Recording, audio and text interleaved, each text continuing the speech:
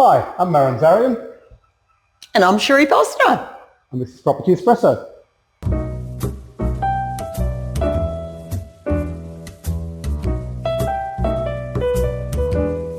I'm here today at the Lake House in Takapuna with Sheree Foster. Now, welcome, Sheree.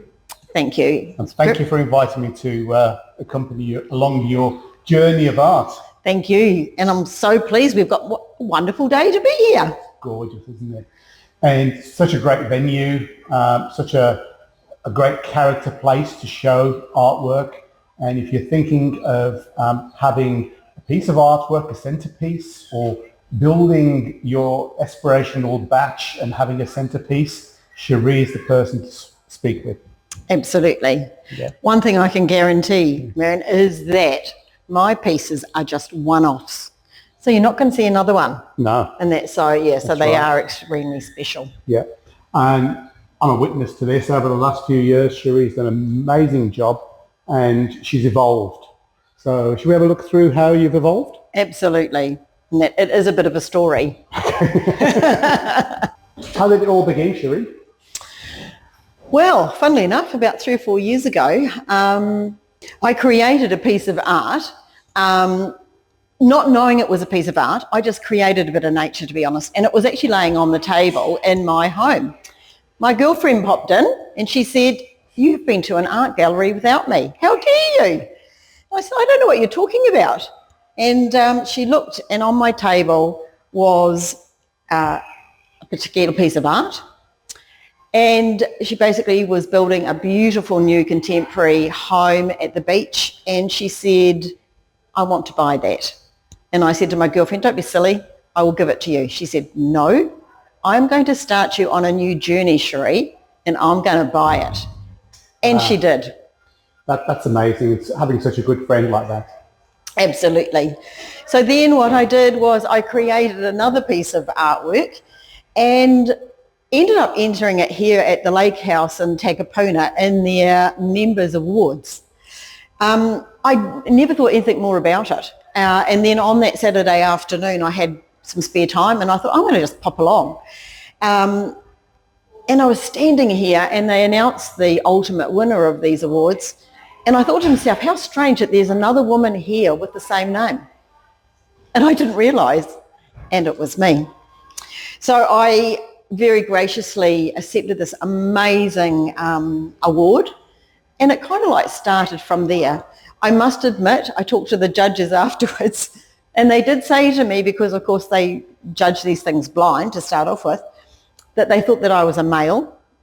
I was 30 to 35, I wish, and that I was obviously of Maori or Pacifica descent. And then when I stepped forward, they basically said that I almost knocked them over. So my journey began, to be quite honest, and it has actually been going now for the last 3 or 4 years, and I have been so honoured to acquire a number of awards in that time. And from those awards, of course, I end up doing exhibitions. This is my 3rd one back here at Lake House.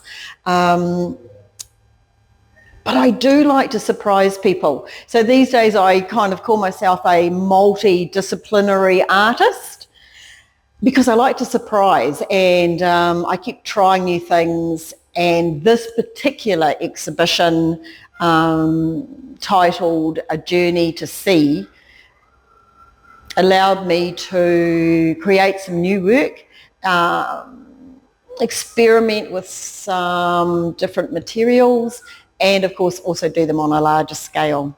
But my core I still love doing, and yeah, I just take it day by day. Okay. Should we have a look at your more modern artwork for walls? Absolutely. Yeah. So this is an interesting one, Sheree. It is. So firstly, I'd like to explain, of course, they aren't paintings on canvas. They are actually made all from deconstructing wood and materials. So my art ethos is to do with taking something that's been used before and giving it a new life. So I love to use fire in my works. I often inlay different timbers, recycled copper, and pigments of inks, resins, and things like that to do the story.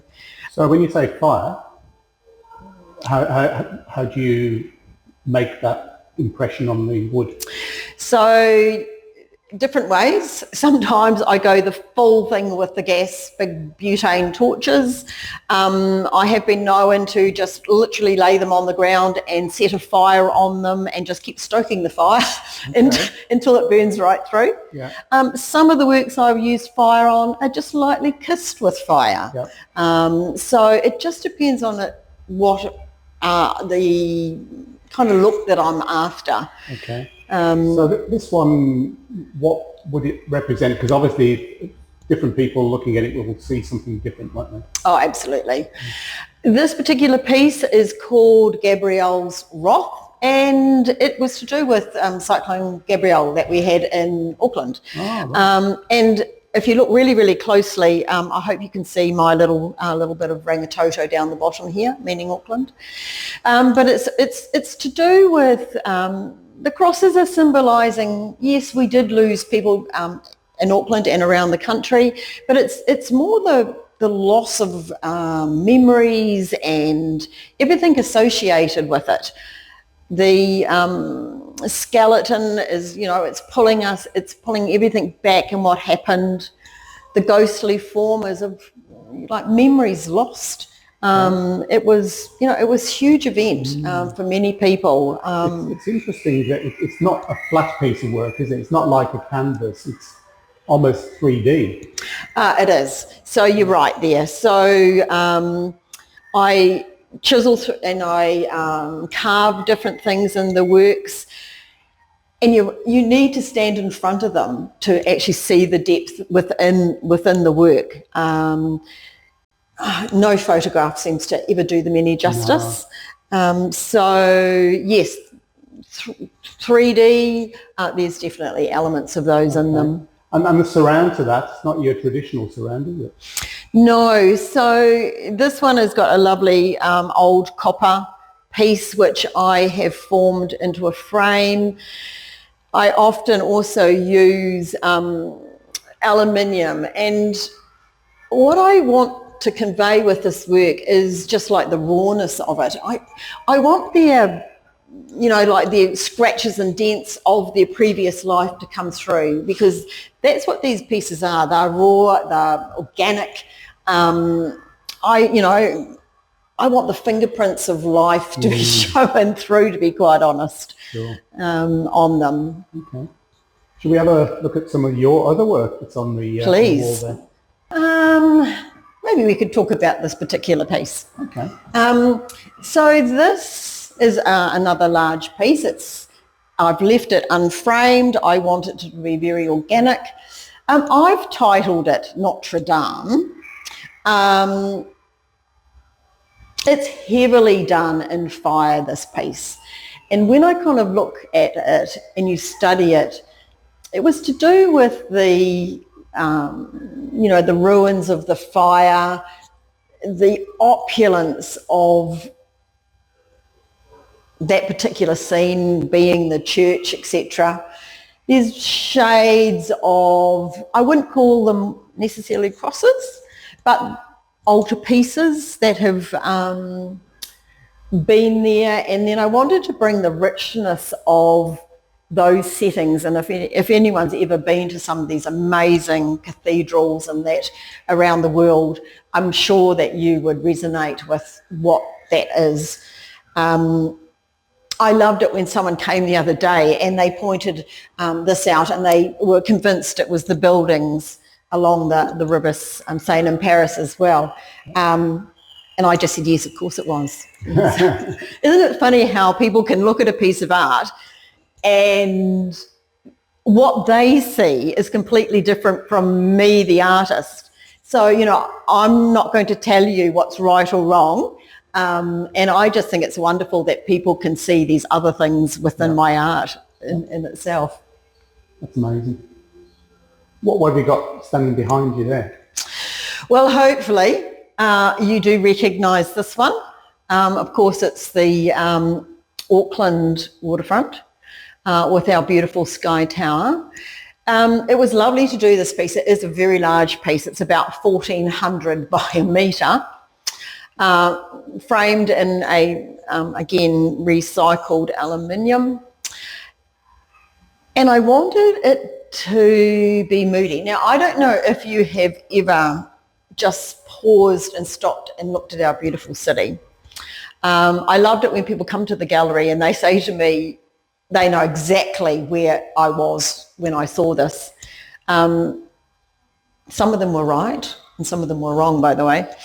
But I wanted to create the sky in the mat being very moody and showing the reflections within the sky and my take of the busy city and whether it's the lights and everything like that. And then the lower portion, of course, is the reflections within our beautiful harbour that I've tried to create.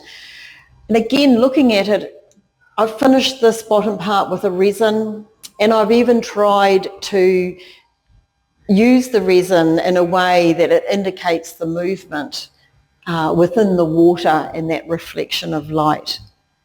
Beautiful. I think with any of your artwork, if you squint your eyes, you see a completely different picture, don't you? Oh, absolutely, absolutely. And so, and just a touch of metal again in it. I think it might be a little bit of a passion of mine is to keep incorporating those little tiny bits in there. Oh no, it's great, and I think it adds that difference between just going for a canvas, doesn't it? Oh, absolutely. Yeah. And that's so, yes. I think because texture is something that's big, and even in my kind of former things that I've done, whether it be a bit of floristry or landscaping, or me in a previous life being a project manager with housing, that texture and colour that comes through has just certainly come back through my art. Yeah. Should we have a look at my favourite piece? Absolutely. Now, so, when you showed me this yesterday, I had a completely different idea of what it could be compared to what Geraldine thought it was. Are you going to confess what yours was?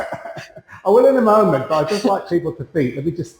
I'd like the viewers to think, squint their eyes and think what that could be, just for a moment. Now, I thought, first, straight away, because I was hungry, that it might have been pistachio ice cream on chocolate cones. But you tell me what you think of it. Well, funnily enough, I mean, I can see that too. When I created it, I'm sorry, but I had, isn't it amazing, the trees. Yeah. And up north, there is this forest with these trees with these amazing, really black trunks in that. And the beautiful natural pieces within these shafts of light. And it was like the morning light coming through the trees with the kind of the forest floor and things like that, with the textures of all the leaves and everything underneath. However, I have also been told once it was hanging on the wall, that's not trees. That's the dancers on stage at Folies Bergère, and that's the girls with their skirts flying in the air and on stage. And I was like looking at them, and then they were like, yes, look, there's their faces, 1, 2, 3, 4. Their skirts up, their feathers. Around their necks are these beautiful pieces of jewellery. And then on the stage, back then they used to have these kind of like lights. And that was you've got quite a French theme going here, haven't you, with Notre Dame and Folies Bergère? I hadn't thought of that. This work is quite new for me this year. And after a really busy couple of years, as I mentioned before, I decided that I wanted to just do whatever came into my mind this year. I didn't want to create a similar body of work. So this particular piece came from my love of street graffiti. And I was lucky enough to go to Melbourne this year. Okay. And I came home and this piece just came out of me. At the time, I think I might have also been looking at the stock markets and that type of a thing, and I was involved with a few things like that. And we all know how well they have done recently. So there's a little bit of that in there as well. And it's just that chaos. It's the colours that I love. Crash. There's another word hidden in there.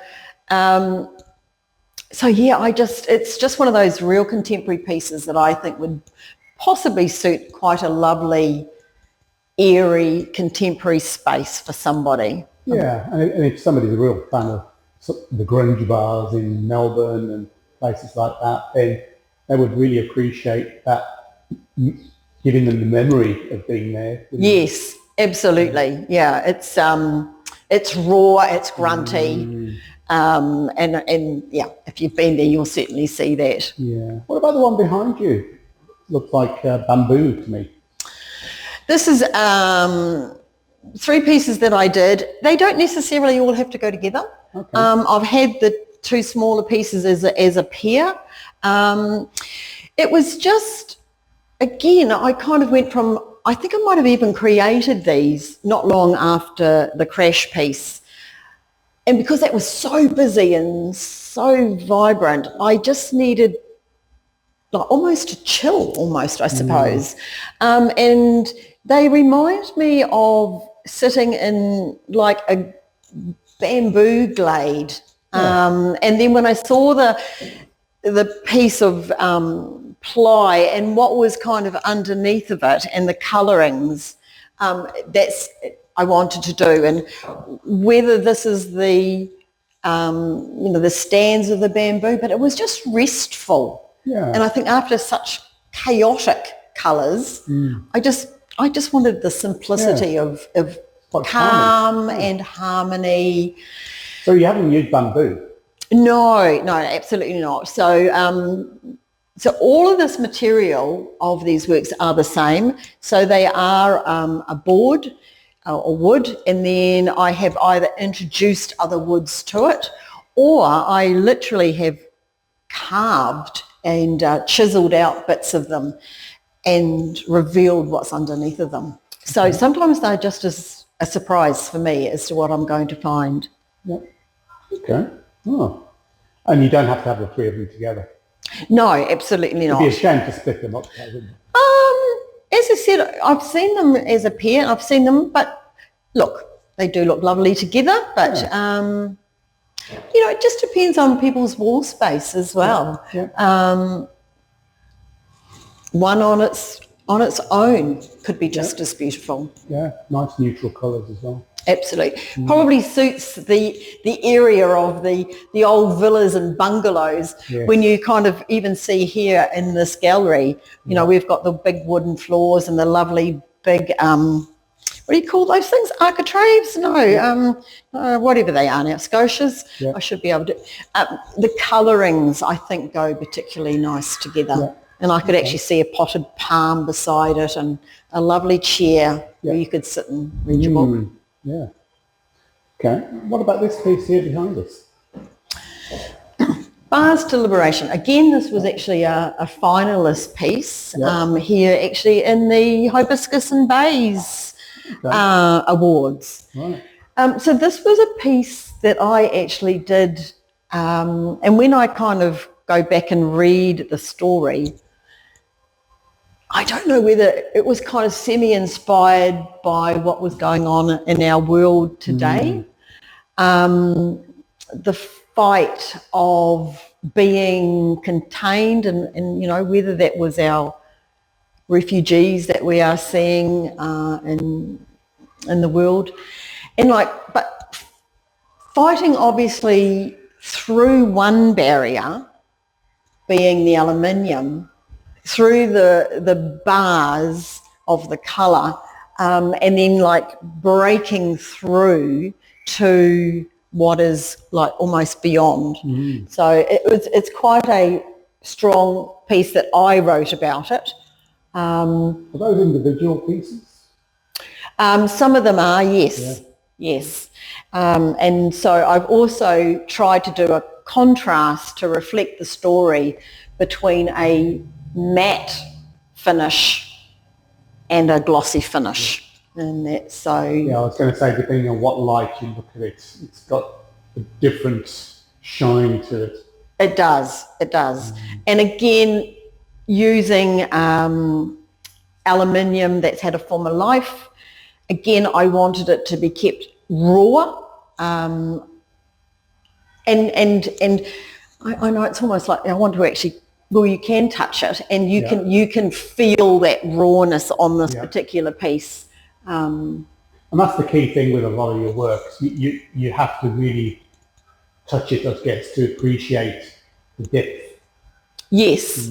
Oh, yes, because they're not one-dimensional. No. And that, so, you know, you can feel the different layers of timber, the raised points of it as well. So quite tactile. Yeah. And shall we focus on your centerpiece? We can do. Okay, Sheree, this is a bit different to the previous pieces of art. It certainly is. This has been an absolute pleasure to do. Funnily enough, it stemmed initially from one small story, and it was a story of a lady that became my new neighbour. And we had a morning tea to welcome everyone, and basically found out that sitting around the table we had a number of ladies that were in the process of battling breast cancer.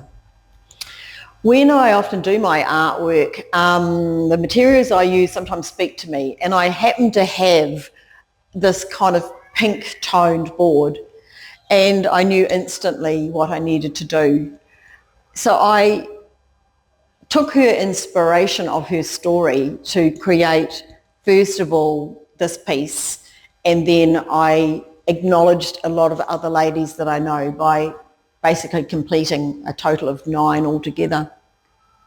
Okay. These are all individual pieces of art? They are. And the big one, Cancer Warriors, I'm very proud to say that when that finds its forever home, a proportion of that sale is going to be donated to the breast cancer of New Zealand. Oh, very thoughtful of you. And that's so yes, so it's twofold in some ways, because when you look at the series, it also kind of explains the process that some of these women have been through.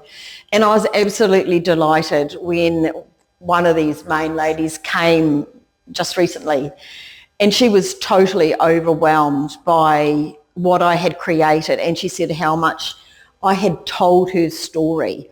And she was really, really taken back from the minute she knew. And she said, you know, Sheree, I felt as if I'd been run over by a truck that day that they told me that news. And she said to go through and see that story. I also wanted to create something interactive for people, where I made this amazing banner, and I started it off acknowledging the women in my life who have been battling cancer, have recovered, but sadly some of them have also passed. And I look at those names that I started it off with, and I'm just so delighted to see so many other people add the names of their loved ones to that. And even men's names, while it was breast cancer, cancer is that, and there's a number of men's names in there that are very, very special. Yeah, because a lot of people don't know men can get breast cancer. Yes, they can, it's absolutely. A small percentage. It is. It is. You know, and I mean, breast cancer was October we've got men's prostate, I think, is like November. So, I think we should all tell a story, and that's so. Yeah. So these pieces, what are they made of? They look very glossy. So all of this particular exhibition, the material is the same. So it is all timber, and some of it is things like plywood, some of it is packaging timber, and just depending on what I'm like using, some of the other are just shavings of other native timbers as well that I've actually been able to use. Okay. And the colours look like the whole series of them using the same sort of pink shade? Well, it's breast cancer. It's pink. Oh no, you get different shades of pink though. Absolutely, absolutely. So, in fact, when Dee was here and we were looking at this end result, she could really even see like little bits that I had left uncovered. They were like telling her these particular stories and the colour, and she said, in fact, I'd like to read something to you. Yep. These works acknowledge the women fighting battles often unseen, and to celebrate those that stand tall again after being broken apart. They acknowledge the hardship without lingering in despair, and offering a set of tribute to courage expressed daily and often silently. And I think of these women today. To be really, really honest, these are my favourite colours. Right. They are. Yeah. I wanted to do a couple of smaller pieces after having such really big artworks. They were inspired by sitting on a beach in Raro this year, nice. Watching the sunset while I was trying to gather inspiration for some of the other works. They have actually been created, first of all, by completely burning them and then cleaning them off and all the ash and everything like that, and then adding colour to it. The other thing that I must say that I love to do is I hardly ever use a paintbrush in my work. All my work is actually done with painting with rags. Okay. And I just love the effect that it does. So whether it's been scrunched up or something like that. So both of these have actually been painted with rags. And so, it's just my interpretation of warmth and just that amazing feeling of appreciating basically our nature. So a bit of Raro sunset while I sat on the beach, and my interpretation of the beautiful whales that were actually breaching at the time. Right. So, and I guess these two pieces go together, don't they? No, they are separate. So you shame to split them up, though, wouldn't it? Well, you may have both of them.